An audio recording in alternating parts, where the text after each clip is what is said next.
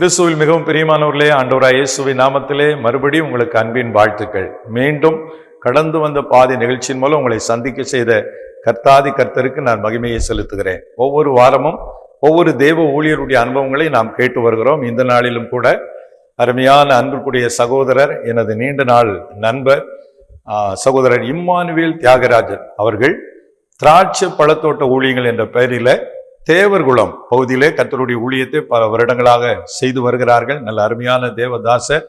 இந்த நாளிலே அவர்கள் தன்னுடைய அனுபவங்களை பகிர்ந்து கொள்ள நம்மத்தில் வந்திருக்கிறார்கள். வாருங்கள், நாம் அவர்களை சந்திப்போம். நல்லா இருக்கீங்களா? நல்லா இருக்கிறேன். ரொம்ப நாள் கழிச்சு உங்களை சந்திப்பதில் ரொம்ப சந்தோஷம். ஆண்டுடைய கிருபையினால பெனியல் டி சார்பாக கடந்து வந்த பாதை அந்த ப்ரோக்ராமில் ஒவ்வொரு வாரமும் ஒவ்வொரு ஊழியர்களை பற்றி பேட்டி எடுக்கிறோம். இந்த வாரம் நீங்கள் வந்திருப்பது ரொம்ப சந்தோஷம். முதல்ல நீங்க எப்படி பூர்வீகமாகவே கிறிஸ்தவர்கள் தானா, எப்படி ஆண்டவருக்குள்ள வந்தீங்க, அந்த ஆரம்பகால அனுபவங்களை கொஞ்சம் ஷேர் பண்ணுங்க. கர்த்தரும் இரட்சகருமாகிய ஆண்டவராகிய இயேசு கிறிஸ்துவின் ஈடிய நாமத்தினாலே பெனியல் டிவி தொலைக்காட்சி நேயர்கள் ஒவ்வொருவருக்கும் எங்களது திராட்சை பழத்தோட்ட ஊழியத்தின் சார்பாக என்னுடைய நல்வாழ்த்துக்களை தெரிவித்துக் கொள்கிறேன். இந்த நாளிலே இந்த நல்ல ஒரு வாய்ப்பை ஏற்படுத்தி கொடுத்த தேவாதி தேவனுக்கும் பெனியல் டிவி அருமையான உரிமையாளருக்கும் அருமையான இந்த நாட்டிலே எங்களை இந்த நாட்டில் பேட்டி எடுக்க வந்த அருமையான அண்ணன் அவர்களுக்கும் இயேசுவின் நாமத்தினாலே என்னுடைய வாழ்த்துக்களை தெரிவித்துக் கொள்கிறேன். என்னுடைய பெயர் பி. இம்மானுவேல் தியாகராஜன். என்னுடைய ஊழியத்தின் பெயர் திராட்சை பழத்தோட்ட ஊழியம். நாங்கள் எங்கள் அப்பா வழியில் எல்லாருமே பரம்பரை கிறிஸ்தவர்கள் தான். அம்மா வழி மாத்திரம்தான் அம்மா கல்யாணத்துக்கு அப்புறம் கிறிஸ்தவங்களா மாறினவங்க. ஆனாலும் நாங்க சர்ச்சுக்கு அதுக்கெல்லாம் போனது கிடையாது. அப்பா மட்டும்தான் ரெகுலரா சர்ச்சுக்கு போவாங்க, முழங்காலே நின்று பைபிள் படிப்பாங்க. நாங்க அதிகமா போனது கிடையாது. நாங்க அம்மா கூட அப்படியே இருப்போம், அப்படிதான் இது பண்ணிட்டு இருந்தோம். நாங்க சர்ச்சுக்கு போன முதல் அனுபவம் எப்படி அப்படின்னா, நாங்க சாந்தி நகர்ல இருக்கும் பொழுது எங்க அம்மாவுக்கு ஒரு பெரிய தலைவலி, காய்ச்சல். அப்போ பல ஆஸ்பத்திரிக்கு போய் ஒண்ணுமே சரியாகல. அப்போ இந்த லெந்து காலங்கள் நடந்து கொண்டு இருந்துச்சு. அப்போ பெண்கள்லாம் வீட்டுக்கு ஜெபிக்க வருவாங்க. அதை குறித்து சொல்கிறதற்காக அந்த சாந்தி நகர்ல உள்ள உபதேசியர் அவர்கள் பக்கத்து வீட்டுக்கு வந்திருந்தாங்க. அந்த அம்மா என்ன சொன்னாங்கன்னா, இந்த பக்கத்து அம்மாவுக்கு ரொம்ப காய்ச்சல், தலைவலி, நீங்க ஜெபம் பண்ணுங்கயா அப்படின்னு சொல்லி எங்க வீட்டுல கூட்டு வந்து விட்டாங்க. அவரு ஒரு வயசான ஒரு ஐயா, வேட்டி தான் கட்டியிருந்தாரு, வெள்ளை வேட்டி வெள்ளை சட்டை. கதவை திறந்து நின்று சாதாரணமா சிம்பிளா ஆண்டவர்கிட்ட, ஏசப்பா இவங்க தலைவலி எல்லாம் போகணும்னு சொல்லி அவரு ஜெபம் பண்ணிட்டு அவரு வீட்டை விட்டு இறங்கி போயிட்டாரு. அவரு இறங்கி போகும்போதே அந்த தலைவலியும் இறங்கி. அப்பதான் முதல்ல நாங்க அந்த சாந்தி நகர் சிஎஸ்ஐ சர்ச்சுக்கு நாங்க போக ஆரம்பித்தோம். அம்மாவுக்கு சுகம் கிடைச்ச உடனே ஆமா, அப்படிதான் நாங்க போக ஆரம்பித்தோம். ஆனா அப்பா ரெகுலரா போயிட்டு இருந்தாங்க. அதுக்கப்புறம் நான் எங்க அப்பா ஒரு ஹாக்கி பிளேயர், நானும் ஒரு ஹாக்கி பிளேயர் தான். ஆகையினால நான் படிப்பு நிமித்தம் நான் சென்னை போயிட்டேன். சென்னையில OMCA ஸ்போர்ட்ஸ் ஹாஸ்டல்ல நான் படித்து கொண்டிருந்தேன். அப்பவும் நான் சர்ச்சுக்கெல்லாம் எப்பமாதான் என்ன செய்யறது, போறது, கிறிஸ்துமஸ் அந்த மாதிரி டைம் தான் போறது. மற்ற இதுக்கெல்லாம் நாங்க போனது கிடையாது. அதுக்கப்புறம் அப்படியே இருந்துச்சு. லயலா கல்லூரி வந்தோம். கல்லூரி ஒரு 6 மாதம் நான் சர்ச்சுக்கெல்லாம் போனது கிடையாது. கிறிஸ்துமஸுக்கு அந்த டைம் தான் போயிருக்கிறேன். இந்த கிறிஸ்துமஸ் முடிந்த நாள்ல என்னுடைய ஃப்ரெண்டு ஒருத்தர், ஜான் சவுந்தரராஜன் சொல்லி என் ஃப்ரெண்ட் ஹாக்கி பிளேயரு, அவங்க தான் ஜெபிக்கிறதுக்கு வாடா அப்படின்னு சொல்லி என்னை கூப்பிட்டுட்டே இருப்பேன். வாடா வேண்டா ஜெபிக்க வருவான், அதெல்லாம் நான் வரமாட்டேன் அப்படின்னு சொல்லிட்டே இருப்பேன். அப்போ ஒரு நாள் நாங்க சாப்பிட்டுட்டு கை கழுவிட்டு இருக்கோம், என் கையை பிடிச்சி கரகரன்னு இழுத்துட்டே போயிட்டான். ஜெபிக்கிறதுக்கு வா அப்படின்னு. நான் சொன்னேன், அங்க போன அல்லேலூயா சொல்லுவீங்க, அங்க பைபிள் படிக்க சொல்லுவீங்க, ஆமேன்னு சொல்லுவீங்க, இதெல்லாம் எனக்கு சொல்ல தெரியாதா அப்படின்னு. அம்மாவுக்கு சுகம் கிடைச்சு சர்ச்சுக்கு போனாலும் ஆண்டவருக்குள்ள வரல. சும்மா அப்பப்போ சர்ச்சுக்கு தான் போயிருக்கு. அது ஒரு ஆரம்பம் தான். அப்ப நாங்க இந்த மாதிரி நான் சொன்னேன். உடனே அவன் கையை விடவே இல்லை, பிடிச்சி இழுத்துட்டு போயிட்டான். இப்ப நான் சொன்னேன், அங்க அல்லேலூயா சொல்லு, கையை தூக்கு, காலை தூக்குன்னா இழுத்து விட பாத்துக்கோ அப்படின்னு சொல்லிட்டு போயிட்டேன். உள்ள போய் உட்கார்ந்தா எனக்கு பயங்கர ஆச்சரியம். என்னன்னா, என் ஃப்ரெண்டுகள்லாம் ஆண்டவரை அறியாத பையங்களாம் அங்க உள்ள உட்காந்துருக்காங்க.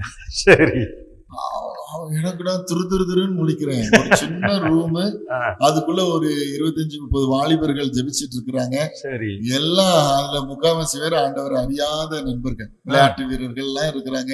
சரி. எனக்கு ஆச்சரியமா இருந்துச்சு. ஒரு ஜெபம் பண்ணாங்க, 2 பாட்டு பாடினாங்க, ஒர்ஷிப் பண்ணாங்க. அப்புறம் ஒருத்தர் ஒரு இந்து நண்பர் தான் செய்தி கொடுத்தாரு. இன்னொரு இந்து நம்பர் எனக்கு நல்லா ஞாபகம் இருக்கு, செந்தில் வேல்னு சொல்லி. செந்தில் இப்ப ஜோம் பண்ணுவான் அப்படின்னாங்க. அவரு எந்திரிச்சு ஜோம் பண்ணிட்டு இன்னொரு கிறிஸ்தவ பையன் தலையில கை வச்சாரு. அவன் பொத்திருக்கையில விழுந்துட்டான். விழுந்த உடனே ஆண்டவர் ஏதோ ஹீலிங் பண்றாரு அப்படின்னாரு. நான் கண்ணை திறந்து பார்த்துக்கிட்டே இருந்தேன். எனக்கு நான் பெரிய ஆச்சரியமாயிடுச்சு. என்னமோ நடக்குதுங்க. ஆமா, நம்ம பேர் இம்மானுவேல். இம்மானுவேல் என்றால் தேவன் நம்மோடு இருக்கிறார். நம்ம கூட இயேசு இருக்காரு, இவன் செந்தில் கூட இயேசு இருக்கிறார் அப்படின்னு சொல்லிட்டு எனக்கு ஒரு பெரிய கேள்விக்குறியாகி தான் அன்னைக்கு நைட்டு வெளியில வந்தேன். அடுத்த நாள் அந்த மீட்டிங் 8 to 9, அடுத்த நாள் 7:30 மணிக்கு சாப்பிட்டுட்டு நானா போயிட்டேன். ஆமென். கர்த்தர் தொட்டுட்டாரு எப்படியோ. அடுத்த நாள் பாத்தீங்கன்னா இந்த கீழே விழுந்த பையன் சாட்சி சொல்றான், எனக்கு கிட்னில கல் இருந்துச்சு, ஆபரேஷன் பண்ணணும்னு சொல்லியிருந்தாங்க. நேத்து செந்தில் ஜெபம் பண்ணா, எனக்கு அதுக்கப்புறம் அந்த வலியே இல்ல. டாக்டர்கிட்ட போய் சொன்னேன், இந்த மாதிரி ஆபரேஷன், இந்த மாதிரி வலி இல்லைன்னு சொன்னேன். அது எப்படி வலி இல்லாம இருக்கும்னு சொல்லி மறுபடியும் ஸ்கேன் பண்ணாங்க, கல்ல காணும் அப்படின்னு சொல்லி சொன்னாங்க. அது எனக்கு ஒரு பெரிய ஒரு சவாலாக இருந்தது.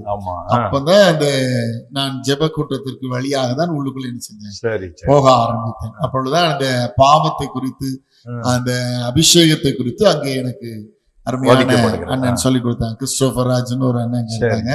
அவங்கதான் அந்த மீட்டிங்க அந்த இடத்துல நடத்திட்டு இருந்தாங்க. அவங்கதான் பாவத்தை குறித்து கண்டித்து உணர்த்தி அந்த இடத்துல பாவ அறிக்கை செய்ய வச்சு எனக்கு இயேசு கிறிஸ்துனுடைய அந்த சுத்த சுவிசேஷத்தை எனக்கு அங்கே அறிவித்தார்கள். ரொம்ப ஆச்சரியமா இருக்கு உங்களுடைய அனுபவங்கள். அடுத்தால இதுல ஒரு ஆச்சரியம் ஒண்ணு சொன்னீங்க பாத்தீங்களா, இம்மானுவேல்னு பேர் வச்சிருக்கிற என் கூட இயேசு இல்ல, ஆனா செந்தில் கூட ஆண்டவர் இருக்காரு. இன்னும் மறுநாட்கள் அப்படித்தான் நடக்க போகுது. நிறைய கிறிஸ்துவ பேரை வச்சுக்கிட்டு கோயிலுக்கு போகாம ரசிக்கப்படாம இருக்கிறவங்களாம் ஆண்டவர் டைம் கொடுத்து பார்ப்பாரு. சரியில்லைன்னு கடைசியில செந்தில் வேலு முருகன் எல்லாரும் வாங்க கொண்டு வர போறாரு. வழியில் இருக்கிற எல்லாரையும் கர்த்தருக்கு ஸ்தோத்திரம். ரொம்ப அருமையான காரியம். அதுக்கப்புறம் நீங்க ஊழியத்துக்குள்ள எப்படி வந்தீங்க? அதாவது நாங்க லைலா கல்லூரியில படித்து கொண்டிருக்கும் பொழுதே நான் இந்தியன் பேங்க்காக கெஸ்ட் பிளேயரா விளையாடி கொண்டிருந்தேன். லைலா டீம்லயும் ஃபைனல் இயர்ல நான் தான் கேப்டனா இருந்தேன். இப்போ ஒவ்வொரு வருஷம் முடியும் பொழுது அங்க ஊழியர் தேர்ந்தெடுப்பாங்க அந்த மீட்டிங்கை நடத்துறதுக்கு. சரி. அப்ப நான் செகண்ட் இயர் முடிச்சு இருக்கும் பொழுது பாத்தீங்கன்னா கடைசியில ஆண்டவர் என் பேரை சொல்லி கூப்பிட்டுட்டாரு. நான் என்ன ஜெபம் பண்ணிக்கிட்டு இருந்தேன் அப்படின்னா, ஒரு மீட்டிங்ல கடைசியில உட்கார்ந்து, ஆண்டவரே எனக்கு இந்த இந்தியன் பேங்க்ல அப்பாயின்மெண்ட் தடையா இருக்குது, அதை நீங்க தடைய சரி பண்ணி கொடுங்க, நான் 10ல் 1 இல்ல 2 தரேன், சனி ஞாயிறு எல்லாம் உனக்கு ஊழியம் செய்தேன் அப்படின்னு சொல்லிட்டு இருந்தேன்.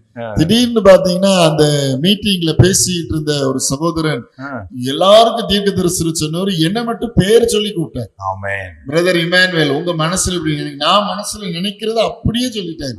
சொல்லி நீங்க உலக வேலைக்காக சொல்றீங்க, 10ல் 1 இல்ல 2 கொடுப்பேன்னு சொல்றேன், சனி ஞாயிறு ஊழியம் செய்வேன்னு சொல்றேன், உன்னைய உலக வேலைக்காக கர்த்தர் அழைக்கல, உலகத்தை படைத்தவருடைய வேலைக்காக அழைக்கிறார் வா மகனே அப்படின்னு சொல்லி அந்த கூட்டத்துல அவங்க அழைத்தாங்க. அதுதான் என்னுடைய முதல் ஆண்டுடைய ஊழிய அழைப்பு காலிங். ஒவ்வொரு அனுபவங்களும் சொல்லுங்க. அப்புறம் அந்த அழைப்பு வந்த உடனே நான் ஏற்றுக்கொள்ளல. ஏன்னா எனக்குடைய எய்ம்ல என்னன்னா, நல்ல இந்தியால போய் விளையாடணும், இந்தியன் பிளேயர் ஆகணும், இந்தியன் பேங்க்ல வேலை வாங்கணும், நல்ல என்ன செய்யணும், ஒரு மேனேஜர் ஆகணும், அப்படிதான் என்னுடைய கனவுகள்லாம் இருந்துச்சு. திடீரென்று சொல்லி இப்படி ஆயிட்டு அப்படியே நான் தமிழ்நாடு சீனியர் நேஷனல் டீம்ல எல்லாம் விளையாண்டு கொண்டு இருந்தேன். அப்போ ஒரு ஸ்போர்ட்ஸ் ஃபெலோஷிப்னு ஒண்ணு உண்டு, அதுக்கு ராபின் அண்ணன் ஒரு அண்ணன் கூப்பிட்டு இருந்தாங்க. அங்க நான் போயிருந்தேன். போயிருக்கும் போது அங்க ஒரு பாஸ்டர் ஒருத்தர் வந்திருந்தாங்க, விசுவாசம்னு சொல்லி ஒருத்தர் வந்திருந்தாங்க. அவங்க செய்தி கொடுத்து முடிச்ச உடனே அண்ணன் சொன்னாங்க, அண்ணே நிறைய பேர் வந்திருக்காங்கண்ணே, கர்த்தர் உங்களோடு பேசியிருப்பார்லண்ணே, கடைசியில நீங்க நல்ல இதெல்லாம் ப்ராஃபஸி எல்லாம் சொல்லலையேண்ணே, எல்லாருக்கும் ஜெபிங்கண்ணே அப்படின்னு சொல்லிட்டு முதல்ல நான் இருந்தேன். இவன் இமானுவேல் நல்லா ஊழியம் செய்யறான், யூத் மத்தியில வேலைக்கல்லில இருக்கான், ஹாக்கில இது விளையாண்டுட்டு இருக்கான், ஸ்டேட் பிளேயரா இருக்கிறான், இவனுக்கு ஜெபம் பண்ணுங்கன்னாரு. அவரு இனி பார்த்த உடனே சொன்னாரு, இவனுக்கு நான் ஜெபிக்க மாட்டேன் அப்படின்னு. அதுக்கு நானும் ஐயோ நான் எதுவும் பாவம் செஞ்சுட்டேனா என்னையா அப்படின்னு சொல்லி நான் கேட்டேன். அவரு உடனே இல்ல நீ நிறைய பேருக்கு ஜெபிக்கணும், கர்த்தர் உன்னை ஊழியத்துக்கு அழைச்சிருக்கிற தம்பி, அதனால நீ ஊழியம் தான் செய்வ அப்படின்னு, முழு நேர ஊழியம் அப்படின்னு சொல்லி அவர் சொன்னாரு. எனக்கு நான் ஆசை எப்படி பார்த்துட்டே இருந்தேன். நான் இப்போ நேஷனல்ஸ் விளையாடிட்டு இருக்கிறேன். அவங்க சொல்றாங்க இந்தியன் பேங்க்ல இவனுக்கு ஏற்கனவே ரெடியா இருக்குதுன்னு. அவர் சொன்னாரு இல்ல இந்த விளையாட்டை ஒரு வருஷத்தை நீ மறந்துடுவ அப்படின்னு சொல்லி அவங்க சொன்னாங்க. அப்பதான் ஆண்டோடைய அந்த அழைப்பை நான் கொஞ்சம் ஏற்றுக்கொள்ற மாதிரி இருந்துச்சு. அடுத்து பாத்தீங்கன்னா நான் நேஷனல்ஸ்ல நான் விளையாண்டுட்டு வந்தேன். ஆனா எங்களுடைய அந்த டீம் மேட்ச்ல பாத்தீங்கன்னா நாங்க தான் வின் பண்ணோம். எனக்கு வந்து யூனிவர்சிட்டி எனக்கு கிடைக்கல. நான் தான் கேப்டன். எங்க இமானுவேல் ஹெல்ப் லோயலா வின்னுல பேப்பர்ல வந்துருந்துச்சு.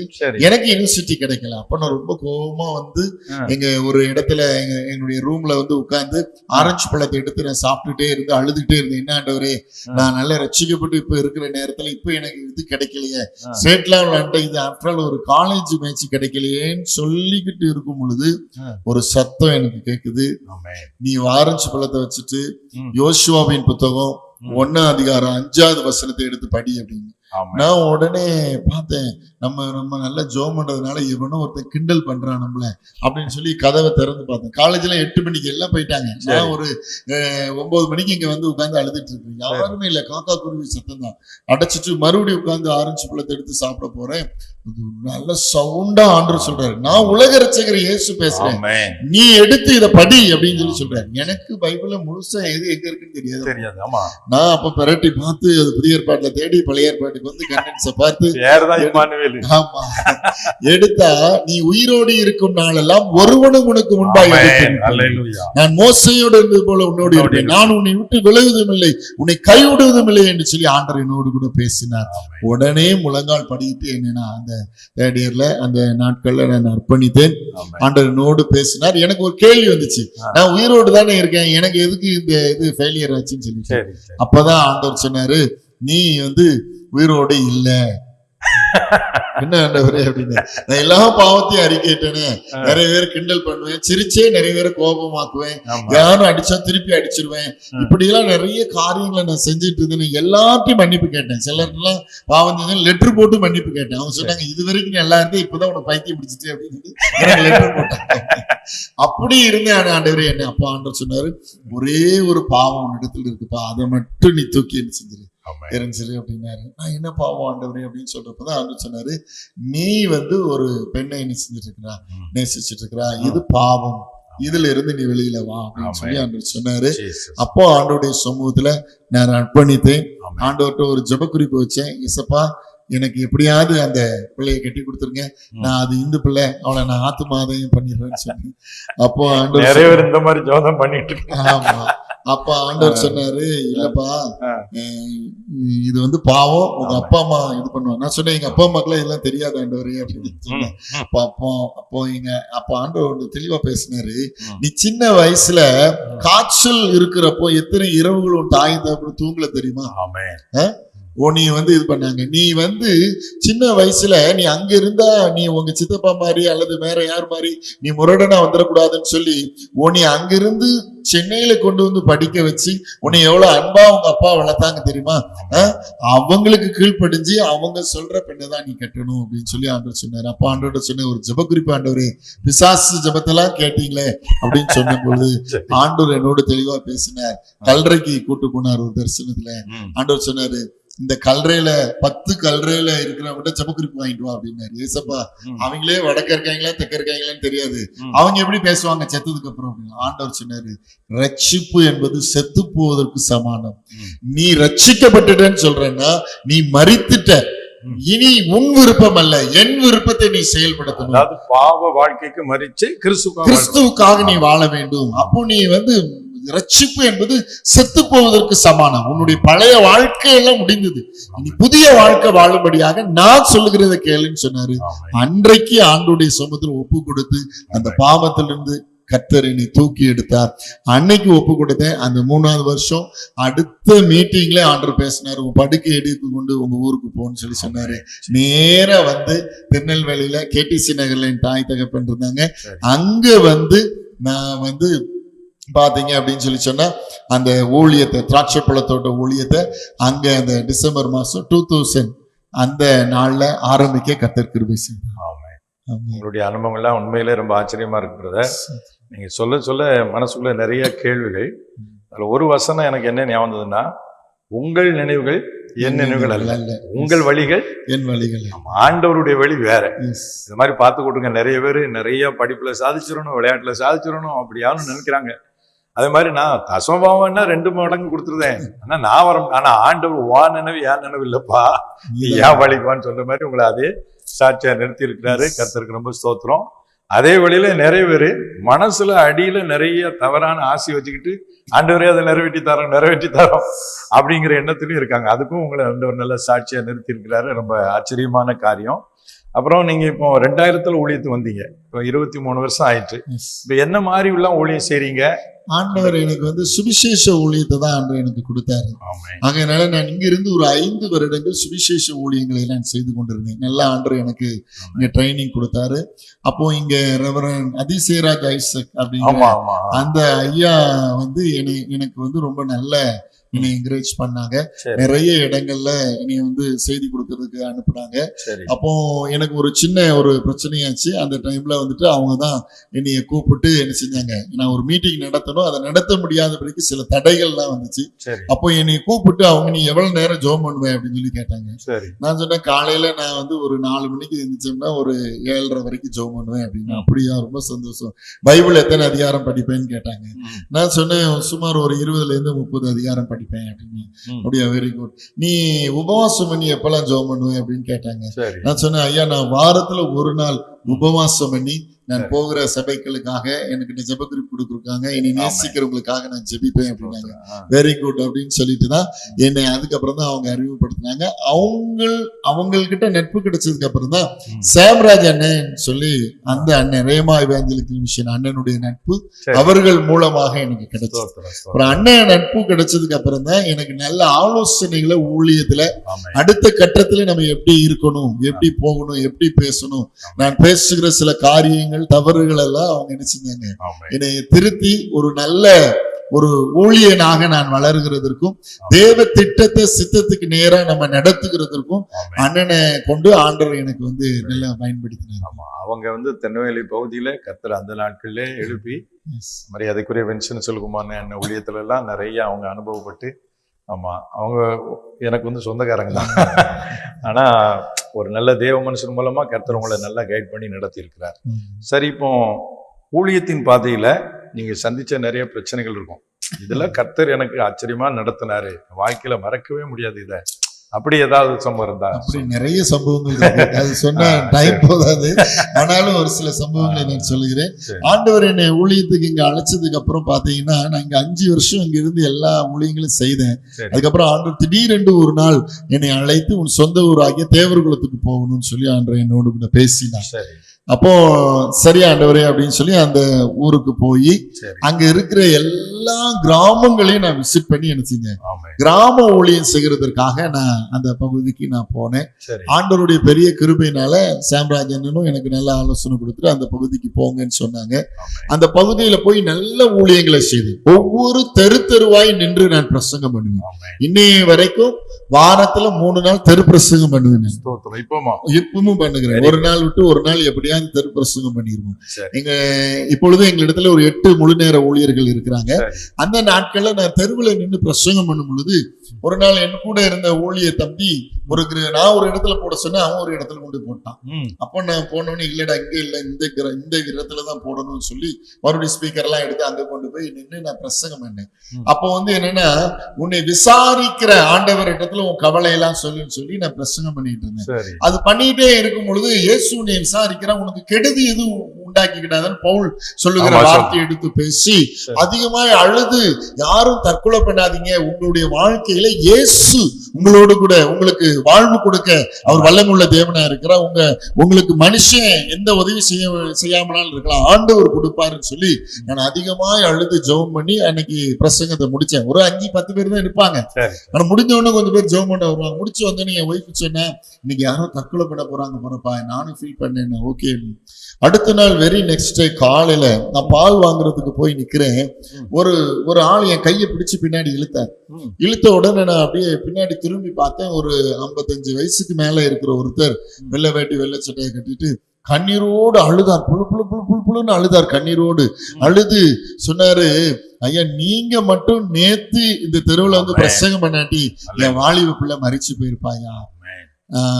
நீங்க பிரசங்கம் பண்ணிட்டு போனதுக்கு அப்புறம் என் பிள்ளை அழுதுகிட்டே இருந்தா, எதுக்கு அழுறேன்னு சொல்லி கேட்டேன். அவ சொன்னா, இன்னைக்கு நைட்டு நான் தற்கொலை பண்ணி சாவன்னு சொல்லி லெட்டர் எழுதி வச்சுட்டு மருந்து வாங்கி வச்சுட்டு இருந்தேன். ஆனா அந்த இம்மான் அண்ணன் வந்து அந்த இடத்துல வந்து உங்களை தற்கொலை பண்ணக்கூடாது, இயேசு இருக்கிறார், உனக்கு வாழ்வு கொடுப்பார், அவரை ஆசீர்வதிப்பான்னு சொன்ன வார்த்தையை கேட்ட உடனே எனக்குள்ள இருக்கிற தற்கொலை என்ன மாறிட்டு ஆண்டவர் என்னை ஆசீர்வதிப்பாங்கிற விசுவாசம் வந்துட்டுன்னு சொல்லி அந்த பெண் அன்றைக்கு தற்கொலை எண்ணத்தை மாற்றினால். அவளுக்கு நல்ல ஒரு திருமணம் முடிந்து இன்னைக்கு நல்ல ஒரு கணவனை கொடுத்து நல்ல ஒரு பட்டணங்களிலே சென்று நல்ல ஒரு ஊழியத்தையும் இன்றைக்கு அவர்கள் செய்துட்டு இருக்கிறாங்க. ரொம்ப நிறைய அனுபவங்கள் இன்னும் உங்களுக்கு இருக்குது. நமக்கு ப்ரோக்ராம் டைம் முடியும் போது, அதனால கர்த்தர் சித்தமான நம்ம இன்னொரு தடவை கூட பேசலாம். உங்களுடைய ஆச்சரியமான அனுபவங்களை கர்த்தருக்கு ஸ்தோத்திரம். இந்த மாதிரி இந்த காலத்துல நிறைய ஊழியக்காரங்க வராங்க. திருப்பிரசங்கம் பண்ண கூச்சம், எடுத்த உடனே ஸ்டேஜுக்கு போனோம் அப்படின்னு தான் நினைக்கிறாங்க. அவங்களுக்காக ஒரு சின்ன ஆலோசனை சொல்லிட்டு எல்லாருக்காக ஒரு ஜெபம் பண்ணிடுங்க. சரிங்க. அதாவது ஊழியர்களுக்கு ஆலோசனை சொல்ற அளவுக்கு நான் வளர்ந்திருக்கிறேன்னு தெரியல. ஆனாலும் ஒரு சின்ன வார்த்தை என்னன்னா, மேகம் போன்ற இந்த திரளான சாட்சிகள் அவை சூழ்ந்திருக்க பாரமான யாவற்றையும் நெருங்கி நிற்கிற பாவத்தையும் உதறி தள்ளிவிட்டு நமக்கு நியமித்திருக்கிற ஓட்டத்திலே இயேசு கிறிஸ்துவை, அந்த விசுவாசத்தை தோக்குறோம் முடிக்கிறோமா இயேசு கிறிஸ்துவை நோக்கி பொறுமையோடு ஓடக்கூடவும் நான் எழுதி வச்சிருக்கிறேன். ஆகையினால இந்த காலத்துல இருக்கிற ஒவ்வொரு ஊழியர்களுக்கும் இந்த ஒரு வாக்குத்தத்தம் தான் பதில்.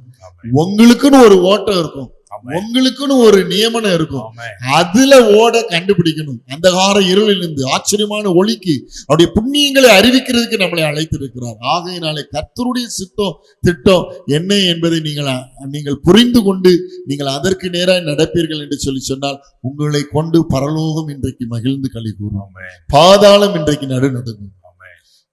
அது போல எங்க ஊழியத்துல இன்னும் நிறைய அனுபவங்கள்லாம் இருக்குது. அதாவது அந்த ஸ்தலத்தை விட்டு நான் வெளியில வர்றதுக்கு இந்த ஒரு சாட்சியை மட்டும் நான் சொல்லணும்.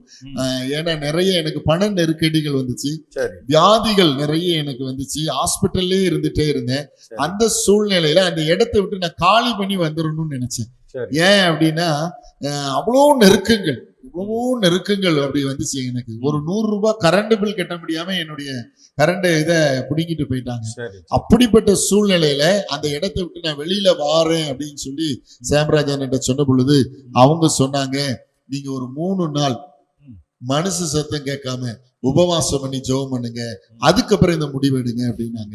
நான் உடனே ஆண்டவருடைய சமூகத்துல 3 நாள் உபவாசம் பண்ணி எல்லாம் அடைச்சி ஒரு இடத்துல போய் உட்கார்ந்து ஜெபம் பண்ணி முடிச்சுட்டு 3ஆவது நாள் முடிச்ச உடனே ஆண்டவர் என்கிட்ட கூட பேசினாரு, நீ கிராமத்துக்கு போ, அங்கிருந்து ஊழியம் செய்ய, நான் நிறைய மிராக்கிள் அற்புதங்களை மூலமாக செய்வேன், அநேக வாலிபர்களை நான் எழுப்புவேன்னு சொல்லி ஆண்டவர் சொன்னாரு. நான் உடனே என் போனை ஆன் பண்றேன். போன்ல ஒரு நபர் போன் பண்றாங்க. போன் பண்ணிட்டு கேட்டாங்க, உங்க பேர் இம்மானுவேல் தியாகராஜனா அப்படின்னாங்க. ஆமா ஐயா அப்படின்னு. உங்க ஊழிய பேரு திராட்சைப்பழ தோட்டம் ஊழியமா அப்படின்னாரு. ஆமா அப்படின்னு. நீங்க இருக்கிறது தேவர் குளத்துல இருக்கீங்களா அப்படின்னாரு. ஆமாண்ணே. என்னையா அப்படின்னு.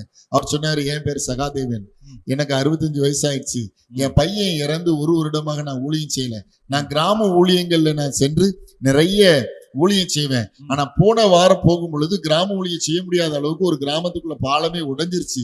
ரொம்ப மனசு உடைஞ்சி நான் 3 நாள் உபவாசம் பண்ணி ஜெபம் பண்ணேன்.